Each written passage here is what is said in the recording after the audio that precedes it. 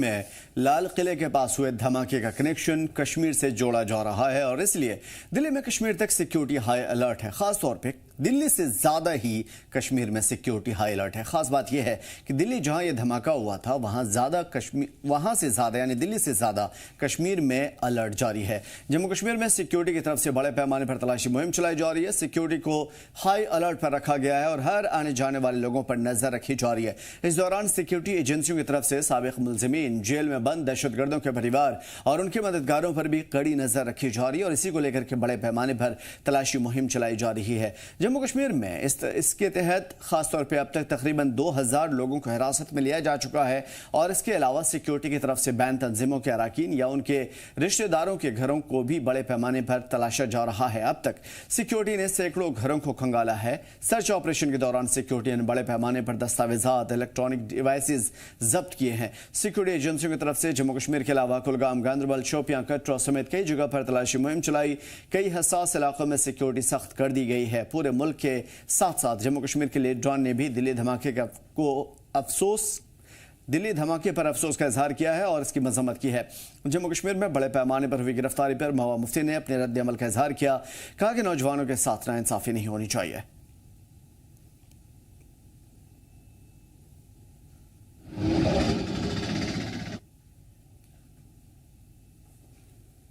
इस वक्त शहरी श्रीनगर के मुख्तलिफ मुकामात पे लगातार सीआरपीएफ की डिप्लॉयमेंट अलर्ट पे नजर आ रही है। इस वक्त श्रीनगर के लाल चौक में भी आप देख पा रहे होंगे कि सीआरपीएफ के जवान जगह जगह पे इस वक्त मुस्तैदी से यहाँ पे इस सूरत हाल को मॉनिटर कर रहे हैं और अलग अलग लोकेशंस पे इसी तरह से चेकिंग और फ्रिस्किंग के जो ऑपरेशन जो है वो करंटली श्रीनगर में देखने को मिल रहे हैं। ये तस्वीरें आप बिलखसूस श्रीनगर के लाल चौक एरिया के देख रहे हैं। इस वक्त सीआरपीएफ के जवान यहाँ पे जिस पे भी शक होता है यानी कि किसी की सस्पिशियस मूवमेंट नजर आती है तो उसके जितनी भी बिलोंगिंग्स है, चाहे हम उनके आई कार्ड्स की बात करें, बैग्स की बात करें, लगेज की बात करें, पूरी तरह से उनको चेक किया जा रहा है, फ्रिस्क किया जा रहा है। हालांकि लगातार इस वक्त दिल्ली ब्लास्ट के मुतालिक इन्वेस्टिगेशन चल रही हैं। मल्टीपल जो इन्वेस्टिगेशन एजेंसीज इस पे काम कर रही है। इनफैक्ट जम्मू कश्मीर पुलिस की जो टीम्स जो है इस पे काम कर रही है। कल कई सारे डिस्ट्रिक्ट्स में हमने देखा कि जम्मू कश्मीर पुलिस की तरफ से रेड्स की गई। श्रीनगर के भी कुछ ऐसे इलाके हैं जहां पे कैसे लगाया गया। कई सारे ऐसे इलाके जिसमें हवा गदल भी है, शहीदगंज का एरिया भी है जहां पे जम्मू कश्मीर पुलिस की तरफ से कैसे लगाया गया और मल्टीपल लोकेशंस में जो है चेकिंग की गई थी। और आज भी लगातार सिक्योरिटी फोर्सेस और जम्मू कश्मीर पुलिस की तरफ से एक मुस्तैदी का जो मुजाहरा जो है करंटली देखने को मिल रहा है।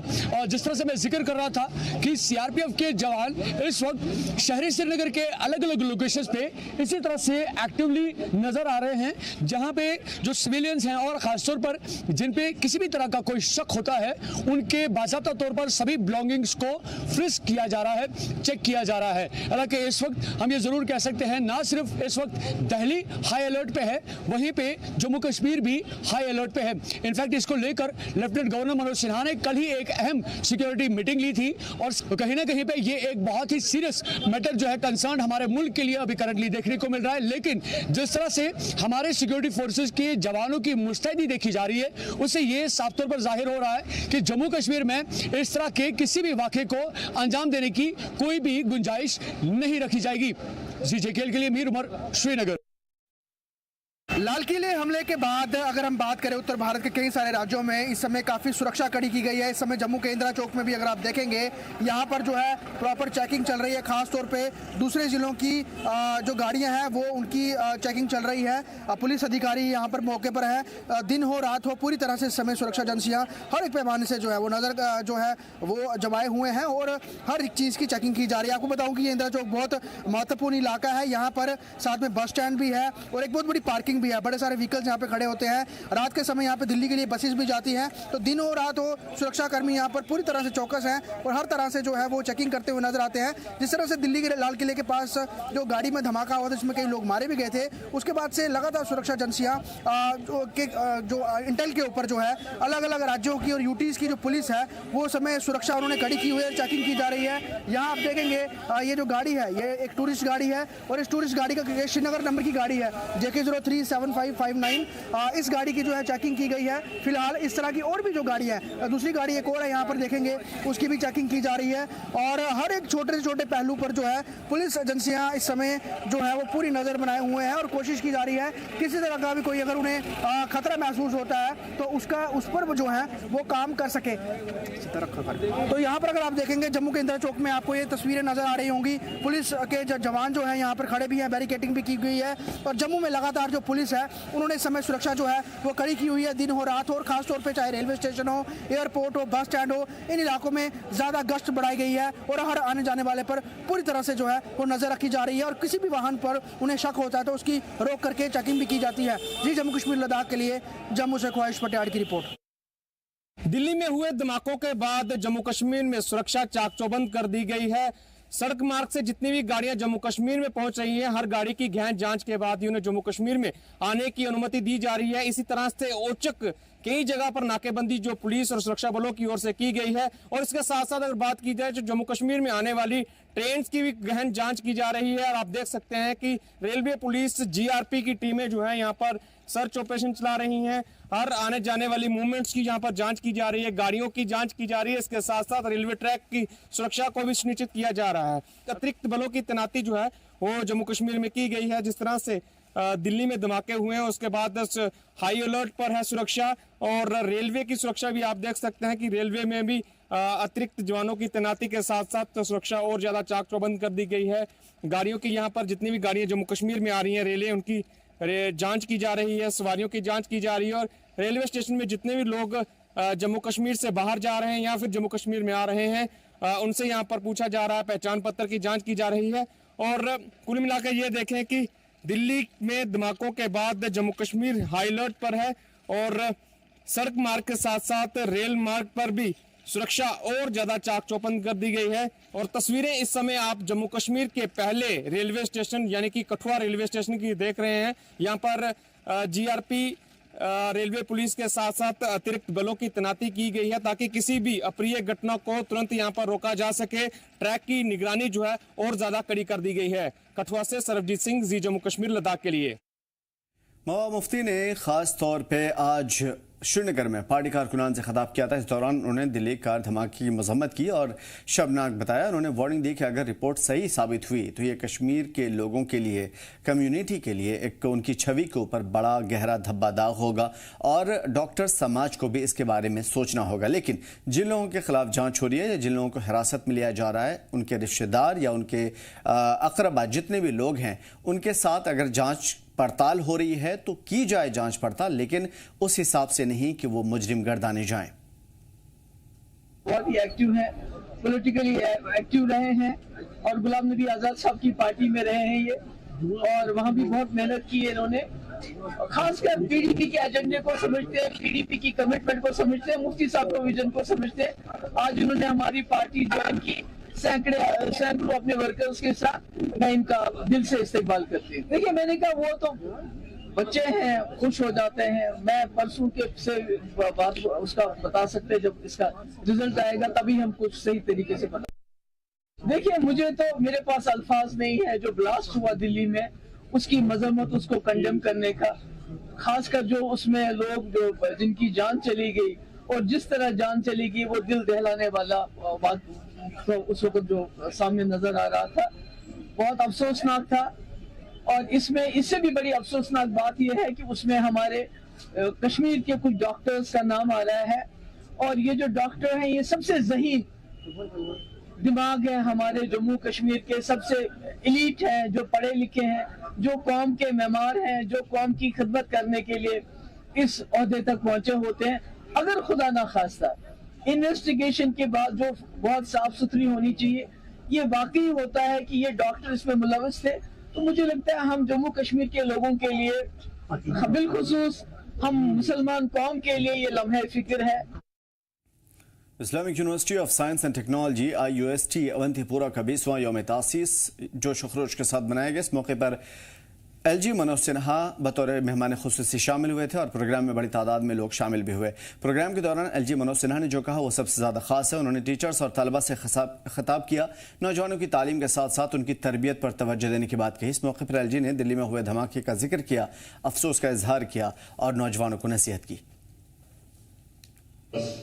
नवंबर को लाल किले के टेरर अटैक में जान गंवाने वाले मासूम नागरिकों को मैं अपनी ओर से, आप सबकी ओर से श्रद्धांजलि अर्पित करता हूं तथा उनके परिजनों के प्रति संवेदना व्यक्त करता हूं। ये सच है कि आतंकवाद अमन और तरक्की के लिए सबसे बड़ा खतरा है और इसका दुश्मन वही है। ये अवाम में न सिर्फ नफरत और हिंसा फैलाता है बल्कि अवाम के भाईचारे और अवाम की एकता को भी कमजोर करता है। आतंकवाद ने 3 दशकों तक जम्मू कश्मीर के नौजवानों का जीवन बर्बाद किया है, बल्कि मैं मानता हूं यहाँ के नौजवानों का सबसे बड़ा दुश्मन यही आतंकवाद और इसका इकोसिस्टम रहा है। आज हमारा नौजवान अपने ड्रीम, अपने एस्पिरेशंस पूरे कर रहा है और यह बात पड़ोसी मुल्क और उनके कुछ सहयोगी आतंकी तत्वों को रास नहीं आ रही। जम्मू कश्मीर और देश में आतंकवाद के जरिए वो आपके सपनों का खून करना चाहता है। ऐसे तत्वों को पहचानना, मुझे लगता है, और सिक्योरिटी फोर्सेस को इसकी जानकारी देना ये समाज और आवाम की भी जिम्मेदारी है। 5-6 वर्षों में जम्मू कश्मीर के लोगों ने शांति का स्वाद अच्छी तरह से चख लिया है और मैं मानता हूं कि पीस के स्टेक होल्डर भी जम्मू कश्मीर में उनकी संख्या में बड़ी वृद्धि हुई है। आप अपनी नई तकदीर बनाना चाहते हैं, एक नई पहचान आपने बनाई है, आपने सपने बुने, उन्हें कायम रखा जा सके, उन्हें पूरा किया जा सके, ऐसा वातावरण यहाँ बना रहे। इसमें सिक्योरिटी फोर्सेस, पुलिस, एडमिनिस्ट्रेशन के साथ साथ समाज का भी एक अपना दायित्व है। मैं आप सबसे प्रबुद्ध होने के नाते निवेदन करना चाहता हूँ कि पढ़ाई के साथ साथ इस पुनीत काम में भी आपको सहयोग करना चाहिए।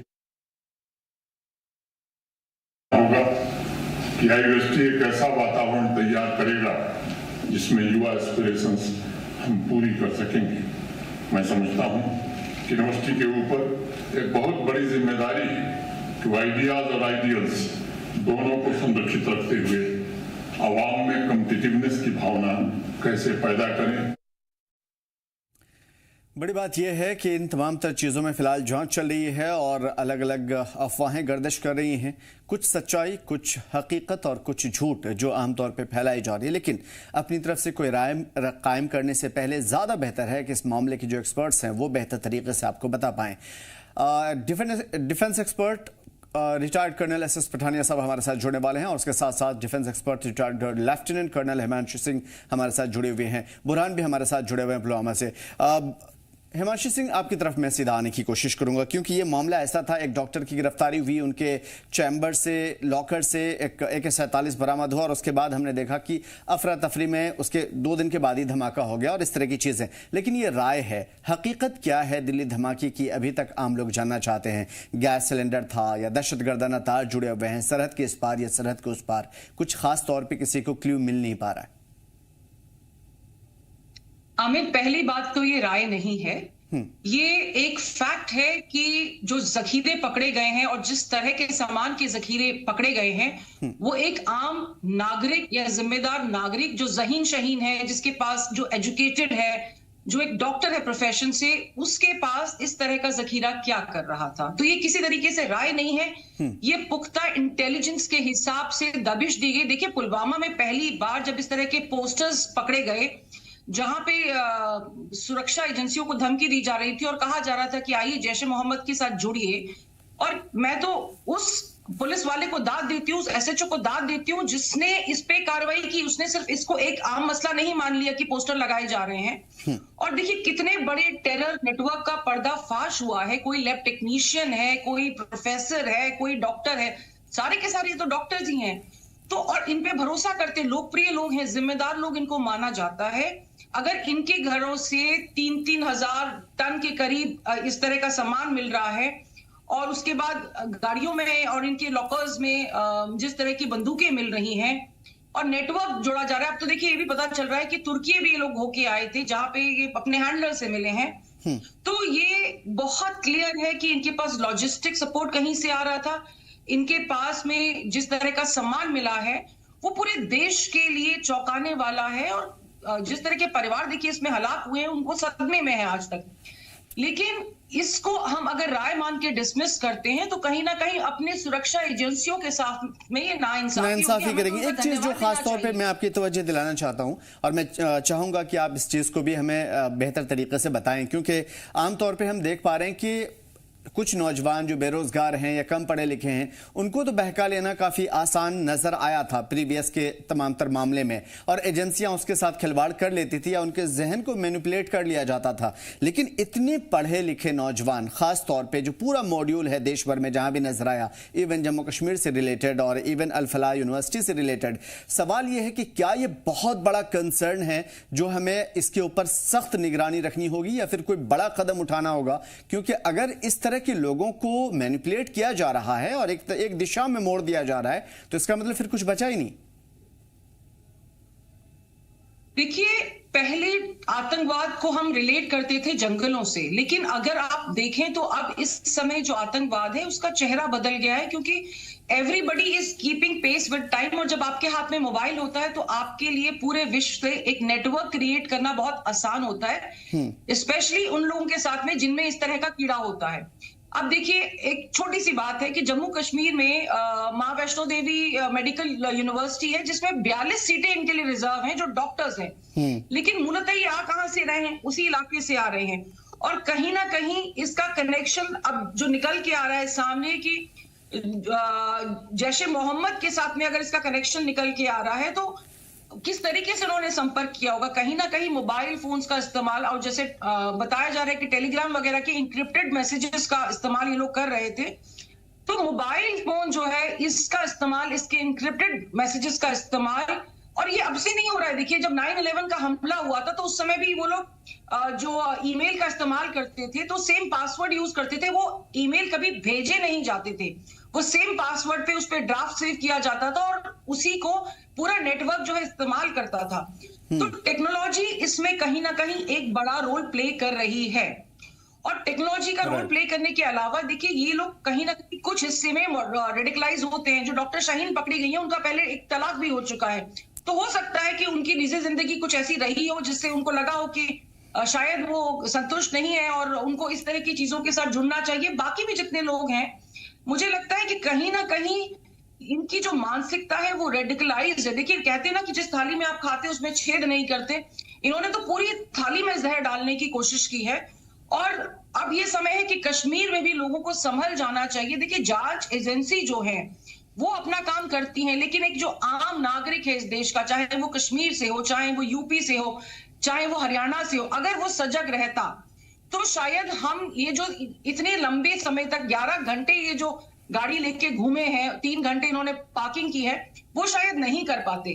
और ये जो आपने विस्फोट की बात की थी, देखिए इसमें इन्होंने आनन फानन में एक फौरी तौर पे बौखलाहट में ये हमला किया है। चाहे इन्होंने खुद को उड़ाया या इनसे उस तरह हैंडलिंग नहीं हुई, क्योंकि ये बौखलाहट में थे कि इतना सारा इनका पूरा नेटवर्क का कवर उड़ गया था और इनको पता था कि इनकी धरपकड़ कुछ देर में हो जाएगी। जब पुलिस पकड़ के जब डंडे लगाती है ना, तो मुर्दे भी बोलने लगते हैं। राइट। तो जब इनको बहुत चीज क्लियर थी कि जब इनका नेटवर्क पूरा पकड़ा गया है, उस नेटवर्क में इन तक भी पुलिस जो है पहुंच जाएगी, तो इन्होंने फौरी तौर पे इस कार्रवाई को अंजाम दिया। और वो पूरी तरीके से डेवलप्ड बॉम्ब नहीं था, वो बॉम्ब बनाने का सामान था। देखिए, उसमें छर्रे वगैरह ऐसी चीजें नहीं मिली हैं, क्योंकि जब आप बॉम्ब बनाते हैं तो उस चीज को कॉम्पैक्ट करते हैं, उसमें और भी घातक सामान डाला जाता है ताकि 50-100 मीटर तक उसके छर्रे लगे और वो गोली से ज्यादा घातक होते हैं, क्योंकि उस स्पीड से वो जाते हैं ब्लास्ट के साथ में। वो शायद इनको मौका नहीं मिल पाया, क्योंकि जिस तरह की दबिश जगह जगह दी जा रही थी, पुलिस के द्वारा जो कार्रवाइयां हो रही थी,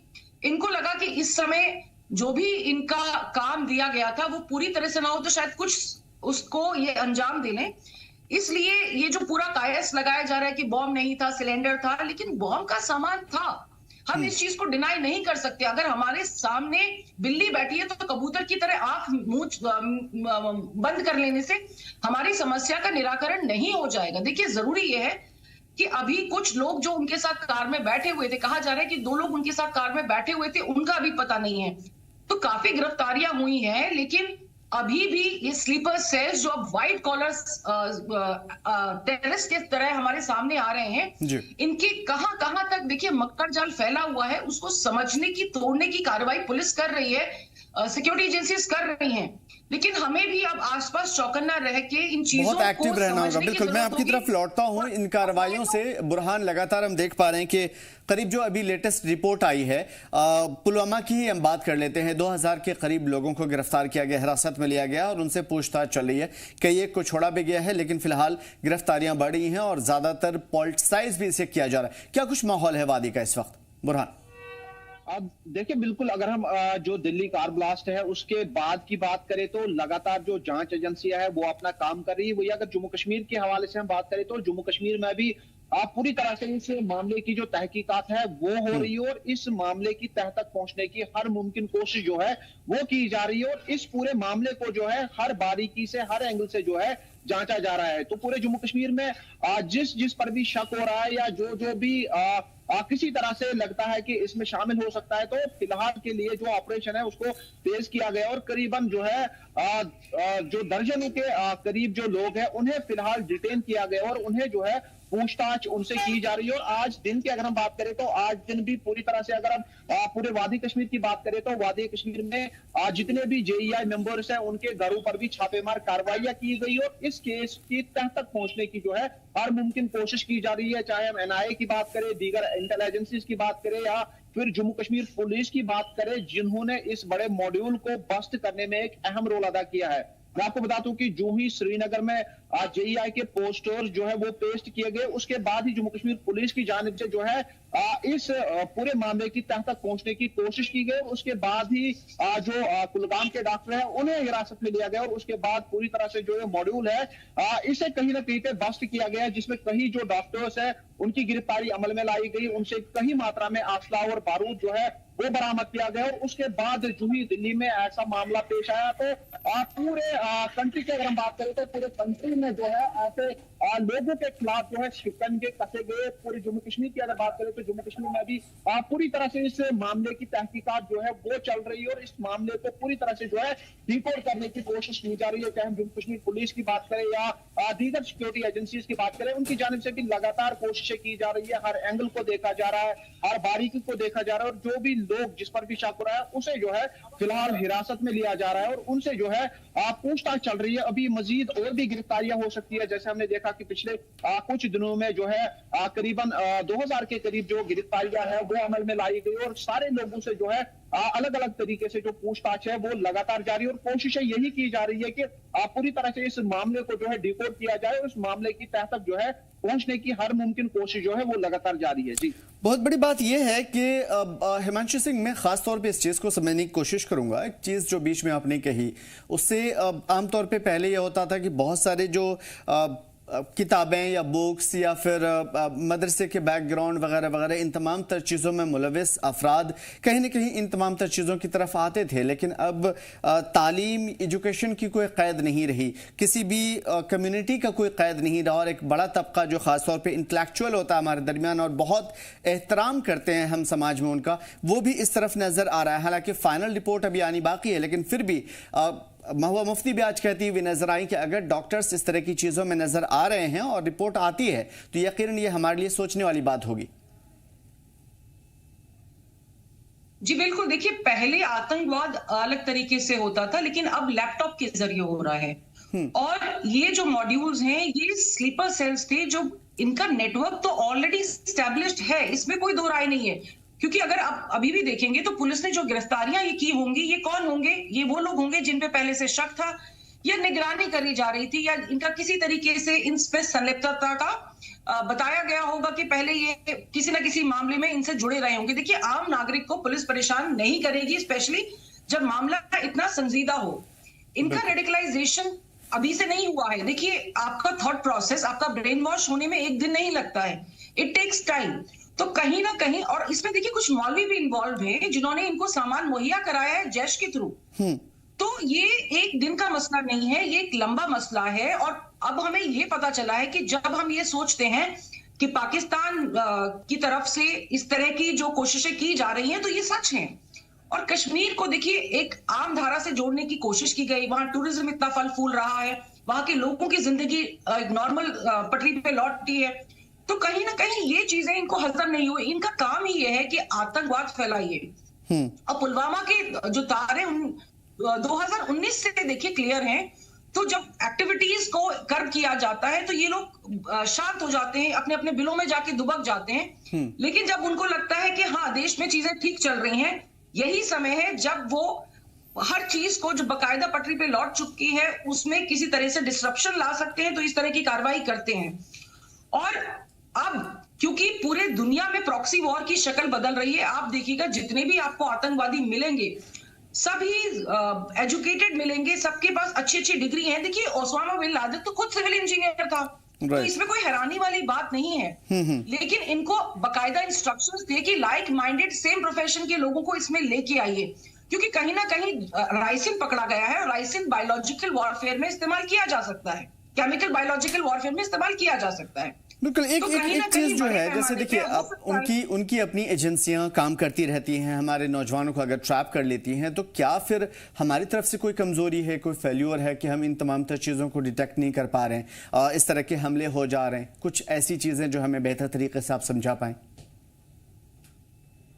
आमिर, अगर हमारी एजेंसीज काम नहीं कर रही होती तो ये 3000 विस्फोटक एक जगह मिला है, 229 एक जगह मिला है, 3000 कुछ और एक जगह मिला है, तो शायद हम ये नहीं पकड़ पाते और लगातार पूरा देश इस तरह के ब्लास्ट से दहल रहा होता। तो सुरक्षा एजेंसीज अपना काम करती है, लेकिन देखिए ये भूसे में सुई ढूंढने के बराबर होता है। जिस तरह से बयान आ रहे हैं पॉलिटिशियंस के, दो I am not a politician, I don't comment on them, but still मैं आपको बताऊं वो क्या कह रहे हैं कि अगर ये पाक साफ निकले तो कैसे पाक साफ निकलेंगे? आप बताइए, क्या आपके और मेरे घर में इस तरह का सामान मिल सकता है? क्या आपके और मेरे घर में AK-47 मिल सकती है? क्या आप और मैं राइसिन बनाने की कोशिश करेंगे? नहीं करेंगे। तो इस तरह से जब हम इनको कवर देने की कोशिश करते हैं या छोटी छोटी चीजों पे इनको छोड़ देते हैं तो उनको और ज्यादा शय दी जाती है। लेकिन इसमें जरूरी यह है कि जब जिस पे देश की सुरक्षा को लेके खास तौर पर अगर शक किया जाए तो उसकी तफ्तीश तरीके से होनी चाहिए और हर किसी को उसमें सहयोग देना चाहिए, ना कि उस मुद्दे को एक पॉलिटिकल रूप देने की कोशिश की जानी चाहिए। देखिए ये संजीदा मसला है, देश की सुरक्षा का मसला है। अब अगर हम इस चीज को भी, एक ब्लास्ट हो गया जिसमें 12-13 लोगों की जान चली गई, कितने न जाने उसमें घायल हुए हैं, उन फैमिलीज का हाल देखिए। तो जब हम इस तरह के रेडिकलाइज लोगों को इग्नोर करते हैं या उनको शह देते हैं या हम ये मान लेते हैं कि ये क्योंकि एक जिम्मेदार नागरिक लगते हैं तो इन पे शक ना किया जाए और उन पे पूछताछ ना की जाए या सिर्फ शक की बिना पे उनके साथ इन्वेस्टिगेशन ना की जाए, तो ये गलत मसला है। देखिए अगर आपने कुछ गलती नहीं की है तो आपको क्या रोक रहा है कि आप तलाशी लेने दीजिए? पुलिस तो बाकायदा आपके वारंट के पास आ रही है ना, और NIA आ रही है, IB आ रही है, ATS आ रही है। और आप कभी इनके ऑफिसर से, इनके जवानों के, इनसे कांस्टेबल से आप कभी इंटरेक्ट कीजिएगा, मैंने किया है। वो इतने जिम्मेदार होते हैं और अपने काम को तरीके से करना उनको आता है, वो ऐसे ही नहीं जाके दबिश देते हैं। तो इनके पास पुख्ता जानकारी थी। अब इतने बड़े नेटवर्क को अनर्थ करने में, देखिए इट्स नॉट इजी। आपसे एक गलती, एक चूक होती है तो उसके लिए आपको जिम्मेदार माना जाता है, लेकिन जो इस तरह की कार्रवाई कर रहे हैं इनको फिर भी हम देखिए आतंकवादी नहीं कह रहे, अभी भी हम उनको डॉक्टर कह के संबोधित कर रहे हैं, जो कि मुझे लगता है कि हमारी सुरक्षा एजेंसीज के लिए एक तरीके से हम इंसल्ट कर रहे हैं उनकी। इनको तो बाकायदा आप डॉक्टर शाहीन आदिल रदर बोलने की बजाय आतंकवादी आदिल रदर बोलिए, इनको आतंकवादी मुजम्मिल बोलिए या आतंकवादी शाहीन बोलिए, इनके नाम के आगे डॉक्टर लगना ही नहीं चाहिए, इंसल्ट है इस प्रोफेशन की। तो कहीं ना कहीं मुझे लगता है कि हमें इनको शह देने की बजाय अपनी सुरक्षा एजेंसियों को शाबाशी देनी चाहिए, उनको धन्यवाद देना चाहिए, तवज्जो देनी चाहिए, ताकि वो अपना काम अच्छे से कर सके। और एक जगह नहीं मिला है, देखिए आमिर आप समझिए इस चीज को कि पुलवामा से तार जुड़े गुजरात में, सहारनपुर में, तेलंगाना में, दिल्ली में, फरीदाबाद में और अब हापुड़ में, हर जगह तो हम इनका नेटवर्क देख रहे हैं। तो सुरक्षा एजेंसियां काम कर रही हैं। हाँ, उनको देर हो सकती है क्योंकि हर कड़ी को जोड़ना इतना आसान नहीं होता है, देर हो सकती है, लेकिन कितने लोगों की उन्होंने मासूमों की जान बचाई है।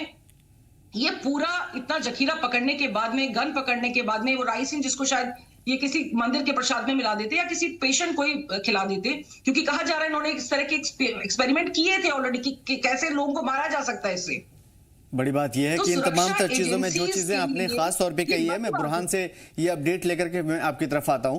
बुरहान, जिस तरीके से हिमांशु जी कह रही हैं कि अगर आप गलत नहीं हैं तो फिर डर किस बात का? अब हमारे जो सिक्योरिटी के एहलकार हैं या एजेंसियां हैं वो हमारी दुश्मन नहीं है, वो भी देश के लिए अमन चाहते हैं, हम भी देश के लिए अमन चाहते हैं। जम्मू कश्मीर में 2000 लोगों को डिटेन करने की बात कही, इनमें से कुछ लोगों की छोड़ने की भी रिपोर्ट आई है। उनके पेरेंट्स से लगातार आप कॉन्टैक्ट में हैं, उनके जो रिश्तेदार हैं उनसे कॉन्टैक्ट में हैं, उनसे आपने मुलाकात की और इंटरव्यू किया। क्या कुछ कहना है उन लोगों का और इस सिलसिले में क्या कुछ वो बता पा रहे हैं खास तौर पे?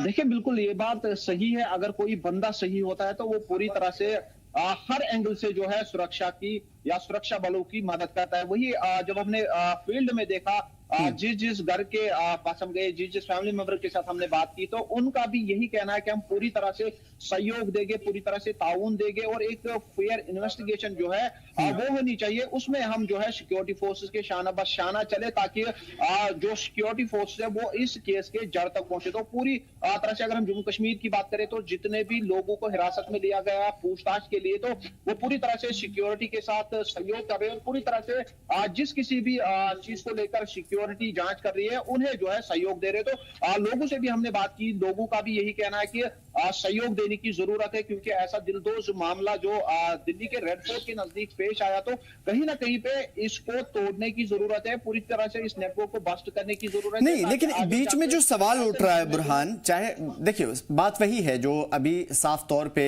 इन तमाम तर चीजों के लिए हिमांशु जी कह रही थी। अगर आप गलत नहीं हैं तो फिर आप चाहे मार्स पे ले जाइए, चांद पे ले जाइए, जुपिटर पे ले जाइए, जमीन के नीचे ले जाकर के पहुंचिए, दिमाग में कोई ब्रेन में कोई मशीन लगा करके जांच कर लीजिए, फर्क ही नहीं पड़ता। अगर आप सच्चे हैं तो, गलत नहीं है तो। सवाल यह कि क्या इस मसले को पॉलिटिसाइज नहीं करने की कोशिश हो रही है इन तमाम तर चीजों के लिए? कहीं ना कहीं उनके हौसले को तोड़ने जैसा नहीं है जो हमारे देश के लिए अमन के लिए काम कर रहे हैं। तो क्या जम्मू कश्मीर में माहौल जो चल रहा है इस वक्त खासतौर पर पॉलिटिकल लीडरान का, इस सिलसिले में क्या कुछ देख पा रहे हैं आप?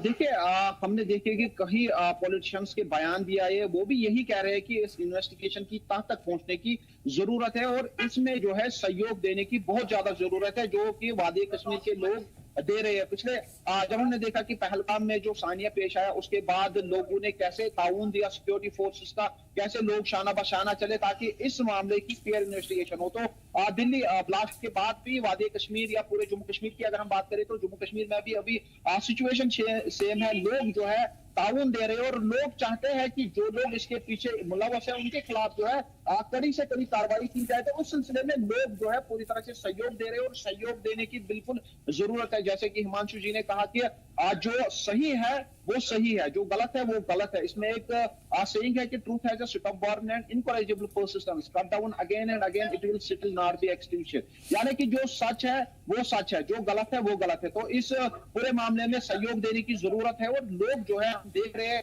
पिछले कई दिनों से हमने जो लोगों के साथ बात की और लोग जो है पूरी तरह से सहयोग दे रहे हैं ताकि पूरी तरह से इस मामले को डिकोड किया जाए और आगे जाके जो है ऐसे मामले पेश ना आए, उसके लिए लोग जो है पूरी तरह से तैयार भी है। ठीक है, अभी हम देख पा रहे थे हिमांशु सिंह के एलजी मनोज सिन्हा साहब ने और दूसरे लीडरान ने भी खासतौर पे आज की यूनिवर्सिटी में और दूसरी जगहों पे वो स्टूडेंट से खासतौर पे बातचीत करते नजर आए। तलबा को उन्होंने कुछ खास चीज़ें समझाई, क्योंकि ये एक ऐसी चीज़ है जिसे हम अब अपनी जिम्मेदारी समझ के भी हमें आगे बढ़ना होगा। सिर्फ सिक्योरिटी एजेंसियां या होम डिपार्टमेंट, हम सिर्फ इल्ज़ाम तराशियों में नहीं रह सकते, क्योंकि एक ऐसा मामला जो हमने कभी सोचा भी नहीं था। हमारे सीने में खंजर भोंकने जैसा है लाल किले के बाहर इस तरह का अटैक होता है तो, और यकीनन ये चीज़ें कभी हमारे जहनों से नहीं निकल पाती। मैं आपसे ये समझने की कोशिश करूंगा कि क्या इन चीज़ों को लेकर के एक नए सिरे से काम करना होगा, क्योंकि नए जमाने के नए चैलेंजेस सामने आ रहे हैं। जी बिल्कुल आमिर, देखिए अब जैसे आप मुझसे पूछ रहे थे कि डॉक्टरों को क्यों चुना गया, डॉक्टरों को क्यों चुना गया, क्योंकि उनको पता है कि हाईली इंटेलिजेंट पीपल हैं, टेक्निकल स्किल इनके पास अच्छी होती है। जब कोई बंदा इंटेलिजेंट है तो आपका काम ऑलरेडी आसान हो जाता है। उसके पास अगर टेक्निकल स्किल है तो वो आपके लिए लैब में टेस्टिंग कर सकता है। उसके लिए आपको कुछ अलग से 10 लोगों को प्रोवाइड करने की जरूरत नहीं है। फिर आप देखिए तो अगर कोई भी एम्बुलेंस जा रही है या कोई सिलेंडर जा रहा है ऑक्सीजन का या दवाइयां जा रही हैं, तो पुलिस और हम सब एक संवेदना व्यक्त करते हुए इन चीजों की जांच नहीं करते हैं। तो इनका एक परफेक्ट कवर होता है। सेम वे जिस तरीके से आज यूनिवर्सिटी वगैरह में एड्रेस करके बता रहे हैं, और ये क्या बताने की कोशिश कर रहे हैं, देखिए जो यूनिवर्सिटीज में बच्चे पढ़ते हैं वो मेंटली बहुत शार्प हैं, उनके पास कल को जाके वो सोशली एक स्टैब्लिश्ड एक करियर में अपने आप को करेंगे और बहुत सारे लोग उनके इन्फ्लुएंस में आएंगे, उनके संपर्क में आएंगे।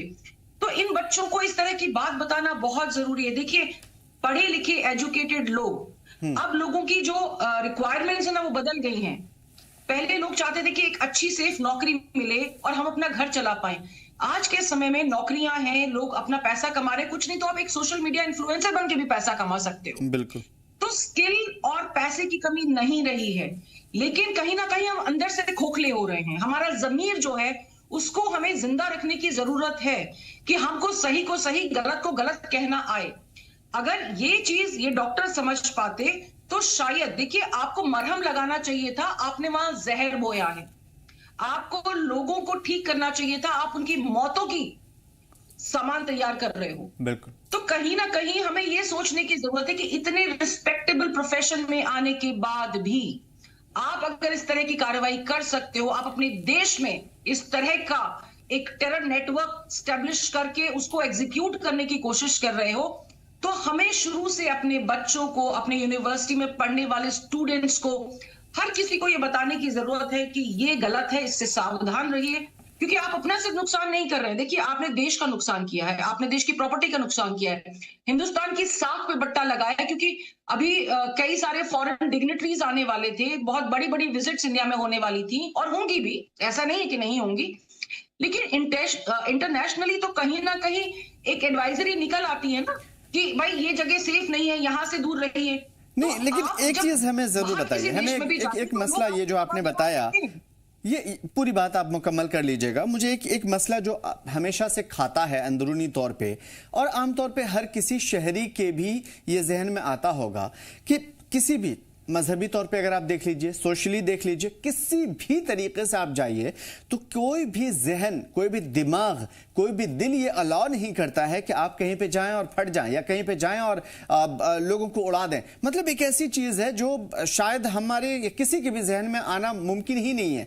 लेकिन उसके बावजूद भी ये आखिर कैसे मुमकिन है कि इतने इंटेलेक्चुअल पढ़े लिखे नौजवान जाते हैं और अपने आप को उड़ा लेते हैं। सिचुएशन सिनेरियो चाहे जैसे भी, उनका बैकग्राउंड कोई क्रिमिनल वाला नहीं होता, लेकिन उसके बावजूद भी इस तरह की हरकत करते हैं। तो वो मुहर्रिकात क्या है, वो क्या है पिन पॉइंट जिसकी वजह से वो इतने बड़े कारनामे पर या फिर ये शर्मनाक हरकत पर उतर आते हैं? क्या इसको कुछ बताया जा सकता है इस सिलसिले? देखिए आमिर, हाँ जी आमिर, जब आप जिहाद से जुड़ते हैं आपको भी पता है कुछ टीवी पे बोलने वाली बातें नहीं होती, कुछ चीजें हैं जिससे ब्रेन वॉश किया जाता है। और अगर आपको ये बताया जा रहा है कि ये करके आप अल्लाह के नजदीक पहुंच जाएंगे, आप जन्नत में पहुंच जाएंगे और आपको 72 हुरे मिलेंगी, या आपका अगला जो भी, आपको इस पूरे दुनिया से मुक्ति मिल जाएगी, आप बिल्कुल उनके करीब हो जाएंगे, आप ईश्वर का या अल्लाह का काम कर रहे हैं, तो कहीं ना कहीं एक नॉर्मल जो इंसान है वो ये चीज मानता है कि वो शायद अपने से ऊपर उठ के किसी और लेवल का काम कर रहा है। नहीं, एक चीज माफी चाहता हूं बीच में टोकने के लिए, मुमकिन है कि बेहतर तरीके से हम इस चीज को आपसे समझ पाएं, क्योंकि हम देख पा रहे हैं। देखिए मैं भी एक मुस्लिम हूं और मैंने भी सारी चीजें, सारे कुरान, हदीस और इस्लाम की वो सारी बुनियादी और चाहे जितनी भी लेवल की किताबें हों, सबको हमने पढ़ करके इस्लाम को अपनाया और मैं मानता हूं उस चीज को।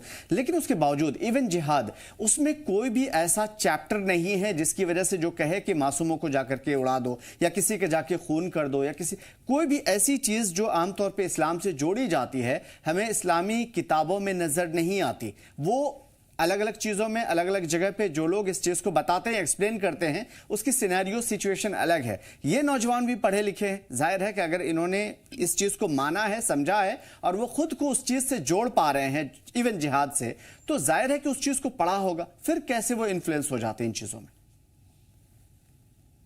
देखिए जब इलाज ईमान के नाम पे हो, ठीक है, और जब आपको ये बताया जाए कि आपने शरीर का नहीं, आपने उम्मा का इलाज करना है, तो कहीं ना कहीं ये आसान हो जाता है इनको रेडिकलाइज करना। जैसा मैं पहले भी कह रही थी कि ये क्यों पकड़ते हैं इन लोगों को, कि उनको पता है वो इंटेलिजेंट हैं, वो शार्प हैं, उनके टेक्निकल स्किल्स बहुत अमेजिंग हैं। और डॉक्टर शाहीन जो आतंकवादी हैं, वो तो यूपी पीएससी का एग्जाम क्लियर कर चुकी थी भाई। पढ़े लिखे समझदार लोग जो इस टर्न नेटवर्क से जुड़े हैं, क्यों जुड़े हैं? ऑब्वियस और बात। क्यों ही एक, माफ कीजिएगा, मेरे भी बहुत सारे दोस्त हैं जिनके साथ में, और हम आर्मी से हैं, हमारे यहाँ इस तरह, हम तो सर्वधर्म में बिलीव करते हैं, और हमारे यहाँ तो अगर एक मुस्लिम हमारा कमांडिंग ऑफिसर है तो वो सबसे पहले मंदिर में थाली लेके खड़ा होता है, क्योंकि उसके पीछे जो जवान है वो हर धर्म के हैं। Right. हमारे यहाँ ये इस तरह की चीजें बहुत 1 और 2% आपको कभी एक अब्रेशन के रूप में देखने को मिली होंगी तो मिली होंगी, क्योंकि आप एक बड़े कॉज के लिए काम कर रहे हो। देखिए, जब आपका कॉज आपसे बड़ा होता है, हमारा कॉज क्या है? देश के लिए काम करना, देश के लिए कुर्बान हो जाना। मैंने खुद कारगिल की लड़ाई देखी है, ऑपरेशन सिंदूर तक मैंने कवर किया है। आपका कॉज आपसे बड़ा है। जब आपको, चाहे आप हिंदू हो या मुसलमान हो, कोई भी हो, अगर आपको ये बताया जा रहा है कि जिस चीज में आप जा रहे हैं वो कॉज आपसे बड़ा है, ठीक है, आप कॉज को समाज मैंने से- पकड़ लिया। मैं चूंकि वक्त की किल्लत है तो मैं वो चीज भी समझ लूं। इन कॉज से बाहर निकल करके हम देश वाला कॉज, जो एक मुस्लिम को भी थाली लेकर के खड़े रहने पर फख्र महसूस करवाए, देशभक्ति, मोहब्बत, नेशनलिज्म, कैसे वो हम पिनपने के लिए एक नौजवान को समझा पाएंगे? आप क्या कहना चाहेंगे, क्योंकि दोनों फील्ड से आप हैं, और खास तौर पे नौजवानों के लिए इस सिलसिले में क्या पैगाम होगा जहां देश प्रेम जगे और ये कॉज हो? देखिए, हमारे राष्ट्रपति थे जो मिसाइल मैन ऑफ इंडिया के नाम से जाने जाते हैं। अगर हम मिसाइलों को लेकर आज अपना सीना चौड़ा करते हैं तो किसके नाम पे कर पाते हैं? आप जरा नाम बताएंगे मुझे। वो खुद मुसलमान थे। बिल्कुल, एपीजे अब्दुल कलाम। उन्होंने, बिल्कुल, एपीजे अब्दुल कलाम साहब एक मुसलमान थे और पूरा देश उन पे फख्र करता है। हमको नाज है कि वो हमारे इस हिंदुस्तान के राष्ट्रपति बने हैं, लेकिन वो अपनी तरबियत में और एजुकेशन एजुकेशन में बाकायदा हिंदुस्तानी थे। उनके लिए देश सबसे ऊपर था। ये एक इंसान के खुद के ज़मीर की बात होती है कि वो क्या चुन रहा है। अगर आप देश चुनेंगे, मैं कितने लोगों के पास जब ट्रेनिंग्स के लिए जाती हूँ, इतने बड़े बड़े फैमिलीज हैं जो मुसलमान फैमिलीज हैं, लेकिन क्या उम्दा काम कर रही हैं। बिल्कुल। लेकिन ये बहुत डिपेंड करता है कि आप क्या चुन रहे हैं अपने लिए। क्या आप देश चुन रहे हैं या आप उस रेडिकलाइज्ड धार्मिक शिक्षा को चुन रहे हैं जो आपको गलत रास्ता दिखा रहा है। आप ये बताइए, कौन आपको अलाउ करेगा कि आप जाके विस्फोट कर दीजिए और लोगों को मार कोई दीजिए? भी नहीं करता। बड़ी बात यह है कि जो चीजें आपने समझाई हैं उसके लिए शुरू से काम करना पड़ेगा। पेरेंट्स को भी, नौजवानों को भी, और हर एक को वो कॉज तलाश करना पड़ेगा जिसमें देश प्रेम हो ओनली। और इस तरह की चीजें जिसकी गुंजाइश न किताबों में है, न दीन में है, न मजहब में है, या ना ही हमारा समाज, ना ही इंसानियत अलाउ करता है, उस चीज से परे हट करके हम कैसे अपने देश के लिए उस जज्बे को जगाएं जो हमारे पुरखों ने जगाया, और उस चीज को हमें आगे लेकर के संभालना है। यही मैसेज आप सभी के साथ। हिमांशु जी, बहुत शुक्रिया, जितनी खूबसूरत बातें आपने समझाई है। यकीनन ये फंडामेंटल अगर पकड़ ले नौजवान तो बहुत कुछ वो आगे बढ़ सकता है, देश के लिए कर सकता है। अब मैं अलग अलग इलाकों का रुख करता हूं जहां पे आज इस तरह की चीजें हुई। लगातार बुरहान हमारे साथ जुड़े हुए हैं। बुरहान, मैं आपकी तरफ आता हूं। फयाज भी हमारे साथ जुड़ चुके हैं। फयाज, दिन भर क्या रहा? 2-3 दिनों से काफी अफरा तफरी है, खासतौर पर लाल किला धमाके के बाद। अभी क्या कुछ नजर आया आज दिन भर?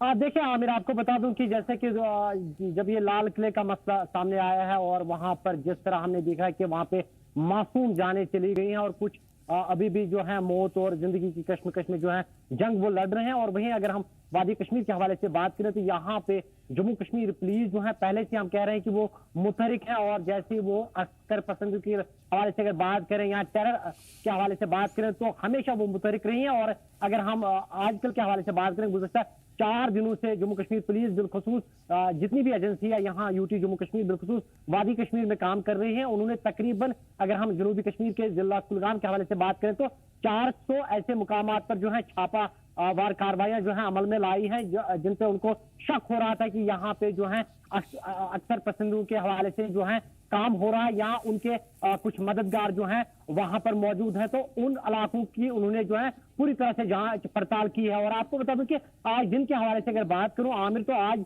दिन में जम्मू कश्मीर पुलिस जिसमें मुख्तलिफ सिक्योरिटी एजेंसीज हैं उन्होंने 200 मुकामात पे जो है छापावर कार्रवाइयां जो है वो अमल में लाई हैं। कुछ दस्तावेज के साथ साथ डिजिटल डिवाइस जिसमें लैपटॉप, मोबाइल फोन और दीगर जो आलात हैं वो भी जब्त किए गए हैं। तो कहीं ना कहीं जहां हम देख रहे हैं कि जम्मू कश्मीर पुलिस के साथ साथ सिक्योरिटी फोर्सेस जो है वो मुतहरिक हैं और वो उन लोगों को ढूंढ निकालने की भरपूर कोशिश कर रहे हैं जो इस अमन को बिगाड़ने की कोशिश कर रहे हैं। जी आमिर, बड़ी बात यह है कि जिस तरीके की चीज़ें हमने कही और यकीनन इस चीज़ में कोई शक भी नहीं है और ना ही कोई भी जो स्क्रिप्चर्स हैं वो इस चीज़ को अलाउ करता है, न जाने क्यों अगर इस तरह की जहनीत बन रही है, लेकिन उसके बावजूद भी कुछ चीज़ें हैं जिस पर नज़र डालनी होगी।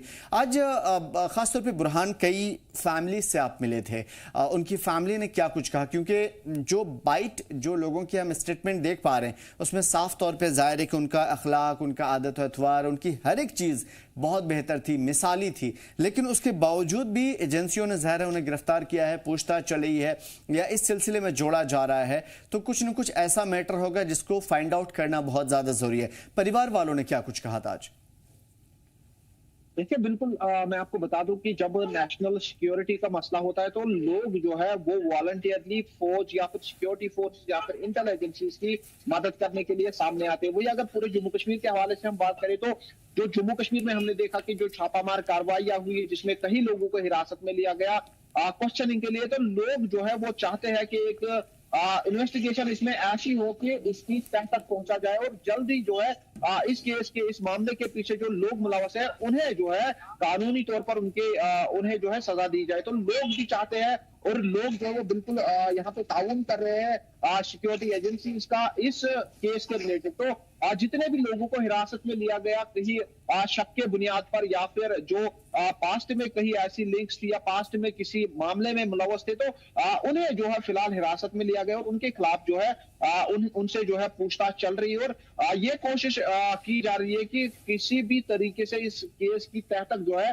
पहुंचा जाए। जैसे हमने देखा कि जो पहले सहारनपुर से जिन्हें अरेस्ट किया गया उसके बाद जो फरीदाबाद का मामला हुआ, तो कहीं ना कहीं पे जो लोग वहां से पकड़े गए उनका जो ताल्लुक है वो वादे कश्मीर से है। तो इस चीज को भी नजर में रखते हुए जो है पूरे जम्मू कश्मीर में जो है ऐसे ऑपरेशंस में तेजी लाई गई, ऐसे सर्च ऑपरेशंस जो है वो जगह जगह पर चलाए जा रहे हैं और पूरी तरह से जम्मू कश्मीर पुलिस या फिर अगर हम दीगर जो सिक्योरिटी एजेंसीज है वो पूरी तरह से मुतहरिक है और वो भी लगातार जो है इस ऑपरेशन में जुड़ी हुई है, इन्वेस्टिगेशन में जुड़ी हुई है। तो जितने भी जहां कहीं से भी उन्हें लगता है कि यहां से इस केस की लीड मिल सकती है तो वहां पे जो है छापेमार कार्रवाइयां की जाती है या फिर जिस किसी शख्स पे शक होता है या जिस किसी शख्स से लगता है कि इस मामले में कहीं से भी कोई लीड मिल सकती है तो उन्हें जो है हिरासत में लिया जाता है और उनसे जो है पूछताछ जारी होती है और पूछताछ के बाद अगर उन्हें लगता है कि इसका इस केस से कोई कनेक्शन नहीं तो उन्हें जो है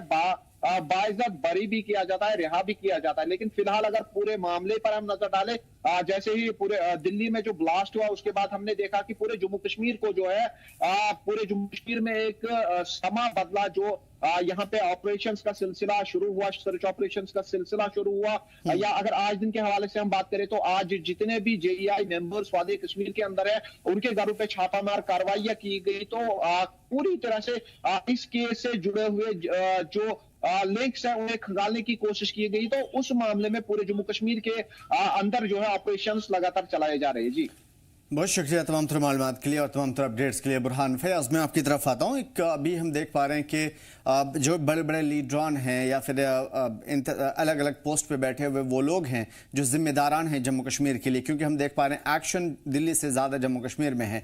तो वहाँ पे ना सिर्फ ये लीडरान, ना सिर्फ ये जिम्मेदारान, बल्कि जो मजहबी उमूर के जितने भी जुड़े हुए लोग हैं, उलमा हैं, स्कॉलर्स हैं, वो भी लगातार लोगों से, नौजवानों से खिताब कर रहे हैं इस सिलसिले में। क्या कुछ देख पाया आपने, देखा आपने इस सिलसिले में?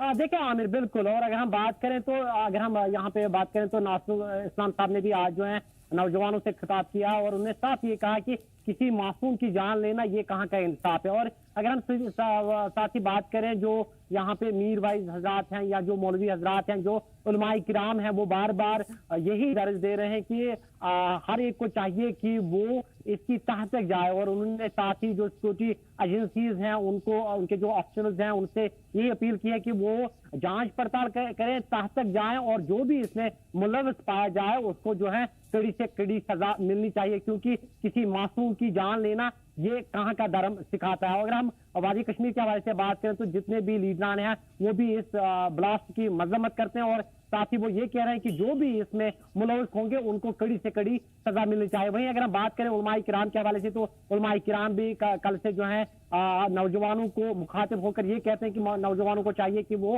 अपने हुनर से जो है अपने वालिदैन, अपने मुल्क का, अपनी यूटी का, अपने जिले का, अपने वालिदैन का नाम जो है वो रोशन कर सकते हैं और तशद्दुद से कुछ हासिल नहीं होगा। मतलब साफ है कि किसी भी तरीके से इस चीज को न समाज अलाउ करता है, ना कोई इस्लामिक स्कॉलर और ना ही इस्लाम का कोई भी फंडामेंटल इस जानिब जो है किसी को इजाजत देता है। और इस्लाम की पूरे जो इंस्क्रिप्शंस हैं, खासतौर पे आसमानी किताबें हैं या फिर अहादीस या फिर जितनी भी किताबें हैं अहादीस के सिलसिले में, कहीं पे भी आपको इस तरह की चीजें नहीं मिलेंगी। और अगर नौजवान इन्फ्लुएंस हो रहे हैं इसके नाम पे या इल्जाम लगाया जा रहा है कि इनके नाम पे नौजवान इन्फ्लुएंस हो रहे हैं, तो यकीनन इस चीज पे भी नजर रखना होगा स्कॉलर्स को, इस्लामिक स्कॉलर्स को, उलमा को। और दूसरी तरफ जो इस सिलसिले में अलग अलग यूनिवर्सिटी या कॉलेज के बच्चे या डॉक्टर्स या जो भी बड़े बड़े पोस्ट पे रहने वाले लोग अगर इस मामले में जा रहे हैं तो ये भी देखना होगा कि फेल्योर किसका है और क्यों जा